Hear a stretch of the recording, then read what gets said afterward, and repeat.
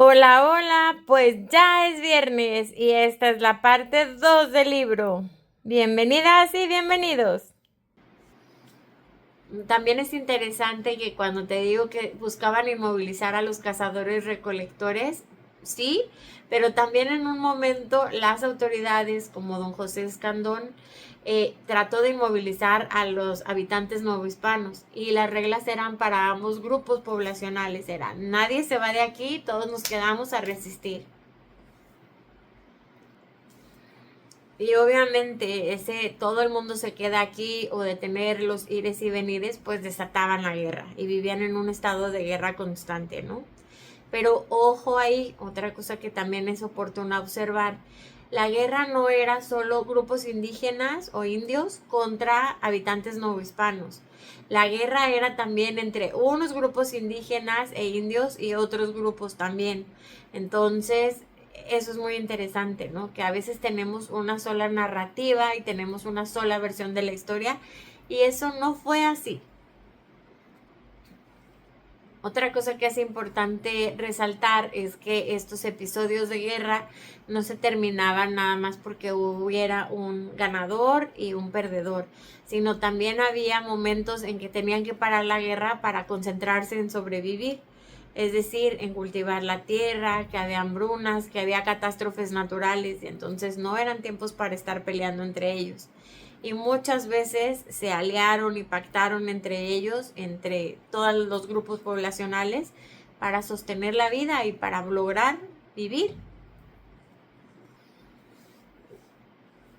Ya cuando fue un poco más factible la idea de asentarse, porque ya habían tenido ciertos avances, pues es importante también observar que hubo indígenas que decidieron por voluntad asentarse. Y a estos indígenas también los contempló la ley y también la historia les concedió un lugar importante porque reciben mercedes de tierras. Mercedes de tierras quiere decir que por orden del rey, como eran estos pobladores fundadores, les dan una porción de tierra para que vivan, para que habiten y también para que siembren sus cosas de autoconsumo. Por supuesto que la raza importaba y no era las mismas extensiones de tierras, ni con los mismos títulos, ni con los mismos honores. Pero también es importante mencionar que sí se les llegaron a dar. Usualmente cuando hablamos de la historia de las mujeres, siempre pensamos, o mayormente pensamos, que las mujeres estaban reducidas a ser pertenencias, ¿no? A ser que la esposa de, la hermana de, la hija de, y de ahí no se movían. Y si bien es cierto que esa historia es real, pues también había mujeres poderosas. Es decir, las estructuras y el sistema patriarcal no aplasta a todas las mujeres de la misma manera. Y eso también ya lo he comentado en otros episodios. Búscale aquí en el canal cómo nos impactan de diferentes maneras, ¿no? Entonces, también hubo mujeres poderosas, también hubo mujeres que tomaban decisiones, también hubo mujeres grandes poseedoras de tierra. Por ejemplo, doña María Ignacia Sánchez de Zamora, Gertrudis de la Peña, María Rosas de la Peña, quienes eran dueñas de territorios inmensos y ellas, por ejemplo, donan mucha parte de la tierra para fundar estos estados, lo que hoy es Nuevo León y Tamaulipas. Y merece la pena que hablemos de ellas, ¿no? Y que reconozcamos que aunque eran muy pocas, sí había mujeres con poder de decisión y con poder político.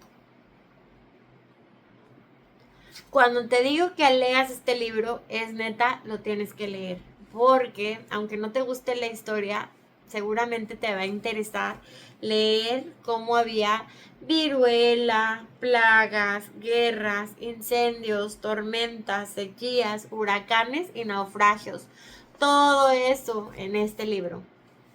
Y es muy interesante porque de repente los primeros pobladores apenas habían construido unas 2, 3 casitas y estaban trabajando todos y todas en comunidad para criar a los animales, para empezar a sembrar, porque no se podía de que cada quien su tierra, todos tenían que trabajar juntos.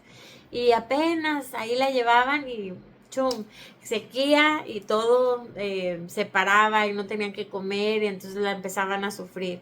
Y de repente una lluvia y luego de repente un huracán. Y si nos ponemos a pensar, pues así sigue siendo el norte, ¿no? El noreste nos siguen pasando estas cosas. De repente no tenemos agua, luego de repente tenemos agua de más. Así sucede y ha sucedido desde mucho tiempo atrás. Les voy a spoilear un poquito, pero es como también importante que pensemos en todas las vidas que se perdieron para fundar las ciudades, los estados que hoy conocemos. Y es que en una de las hambrunas les mandaron ayuda de la Nueva España y entonces les mandaron un barco. Y ese barco con víveres y cosas para que lograran sobrevivir porque no había manera, estaban pasándola fatal, iban a morir de hambre. Y entonces les mandan este barco y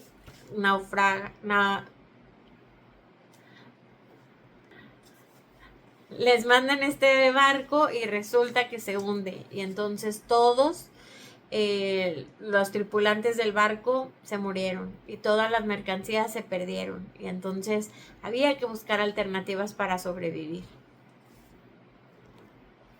Y ya para ir cerrando, pues también me hizo pensar mucho de que, por ejemplo, cuando nosotros en el noreste mexicano comemos carnita asada, comemos solo la carne o somos muy propensos a cierto ganado, a la carne de res, pero luego también comemos cabrito, pero en nuestra dieta cotidiana no hay muchas verduras porque no se dan, porque es difícil cultivarlas, ¿no? Digo, ahora hablamos de otra realidad, pero en general. Y esa memoria se nos ha quedado, o sea, todavía no la tenemos integrada. Y les voy a contar una anécdota, ¿no? Cuando invitamos a personas que no son del noreste a comer carne asada, como que se quedan viéndonos de, ¿y no van a poner ni una verdurita? Y no, nosotros no comemos verduritas. Y no es que nos inviten, digo, no es que nunca comamos, pero en una carne asada tradicional pues no hay verduritas, porque pues no están en nuestra dieta y no han estado en generaciones. Y pues ya para terminar, nada más les quiero decir, en verdad, lean este libro, es buenísimo, les va a entretener. Dejen de pensar que la historia es aburrida, de verdad que no lo es. Hay de todo, hay muchas historias, hay muchas cosas que nos permiten reflexionar, hay mapas, hay personajes políticos, como los políticos son clave para que hoy millones de personas vivamos como lo hacemos, ¿no? Y de verdad, no se lo pierdan. Les voy a leer este pedacito y dice que las adversidades que vivían las personas que vivían en San Antonio de los Llanos, pues solo se podían enfrentar en comunidad, como ya les comenté, o sea, no se podían centrar cada uno en trabajar su labor. Primero había que trabajar una labor de tierra para todas y todos, había que sostener la vida de todos y todas en comunidad. Pero cuando los pobladores aprendieron a coexistir, ampliaron sus posibilidades de supervivencia. Y para 1750 en San Antonio de los Llanos ya había cierta paz y la vida podía sostenerse. En 1768 la territorialización del Nuevo Santander se hizo efectiva, porque ahora los pobladores ya no estaban a fuerza, ya habían generado un sentimiento de pertenencia y ya tenían independencia alimentaria. Y hasta entonces se pudo desarrollar la propiedad privada. Y quiero cerrar con eso. ¿Te fijas entonces que aunque en un principio la vida se pone muy dura y te resistes a estar en un lugar, cuando dejas de sufrirlo, tienes la capacidad de adaptarte, de pertenecer? Y es entonces cuando todo se transforma y pueden surgir nuevas oportunidades. Y esa nueva oportunidad es lo que hoy conocemos como Tamaulipas. Y bueno, nos vemos el próximo viernes con otro videíto. Ojalá que les guste. Cuéntenme aquí en los comentarios si les está gustando, si les interesa. Les dejo también el link del libro. Y bye bye.